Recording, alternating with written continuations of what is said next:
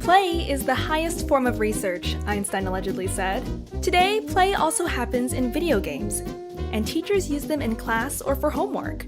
For this video, we teamed up with the folks at G2A, the world's largest marketplace for games, to learn about the 3 dimensions of game design, 4 things games can potentially teach us, and 5 video games that are great for learning, one of which is played at Harvard Business School.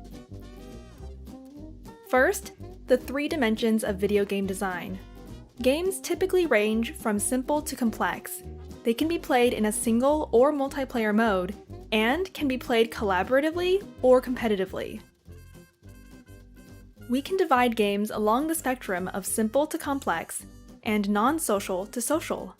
Simple single-player games include puzzles and jump-and-run games like Super Mario. Complex non-social games include the shooters like Far Cry or simulations like SimCity. Then there are simple multiplayer games like Guitar Hero or Need for Speed, and games that are complex and social such as Halo, Minecraft, or Among Us. Games can be competitive, cooperative, or both. Complex multiplayer games are usually most effective for learning. Now, on to the 4 things games can teach us. Video games can increase our cognitive abilities, boost our motivation, make us aware of our emotions, and strengthen our social skills. Games can increase cognition by strengthening particular areas of our brain. One meta-analysis showed that video games effectively teach mental rotation abilities and that such learning can be transferred to the real world. Logic and mathematical thinking can also be effectively learned through specific video games. Shooter games, for example, often train our understanding of relations among objects in space better than regular high school programs. Games can boost our motivation and warm us up for learning. Feedback loops that adjust to one's abilities keep players within what Vygotsky called the zone of proximal development. And as we learn that we advance through the process of trying, failing, and doing, we can develop a growth mindset. Some of the confidence we gain through games can be transferred to other aspects of life. There are emotional benefits, and some studies report a causal relationship between playing video games and improved mood. This makes sense, being that according to uses and gratification theory, most of us seek diverse forms of media to manage our mental state. Putting the books aside for a short game break can therefore enhance our emotional state. One study reported that gamers often experience high levels of stress, and as a result, learn to manage their emotions. There can be social benefits as we form new relationships. In some games, we need to learn who to trust, how to communicate, and when to take the lead. Video games that are designed to reward cooperation promote pro-social skills particularly well. One longitudinal study found that children who played more pro-social games at the beginning of the school year were more likely to exhibit helpful behaviors later on in the year.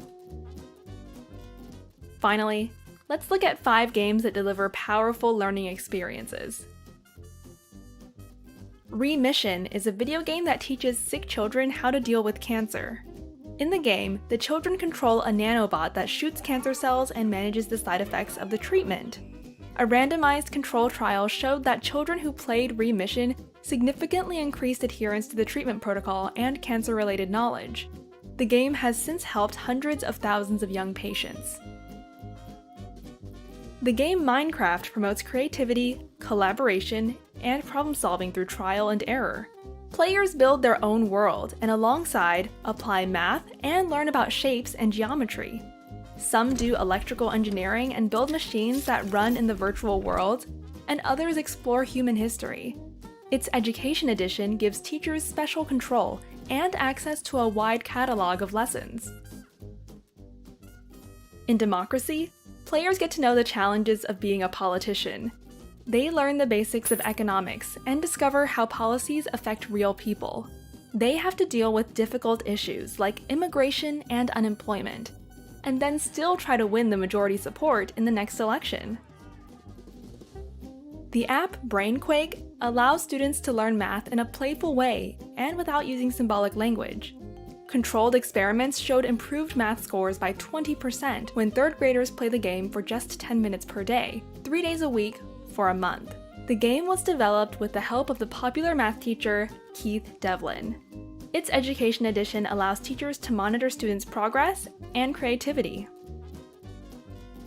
The so-called Harvard Root Beer game is a team-based business simulation in which players manage a factory, a distributor, a wholesaler, or a retailer of root beer. At the beginning of the game, the root beer isn't popular, but then it becomes a big hit. Each player now needs to decide what to do as they examine inventory, anticipate demand, and write orders. The game is played at top business schools because it teaches the importance of open communication and teamwork. What about you? What do you think about the up and downsides of playing video games for learning? And have you ever learned something in a video game that was later useful in real life? If you want to learn more about the topic, the people at G2A have developed a free online course especially designed for teachers.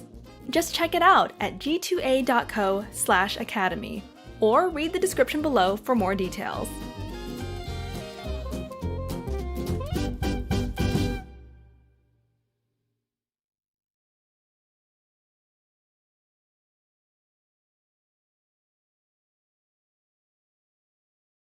Sprouts videos are published under the Creative Commons license. That means our videos are free and anyone can download, edit, and play them for personal use.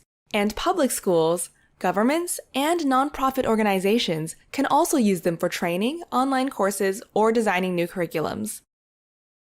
To help us stay independent and support our work, you can join our patrons and contribute. Just visit patreon.com/sprouts. Even $1 can make a difference.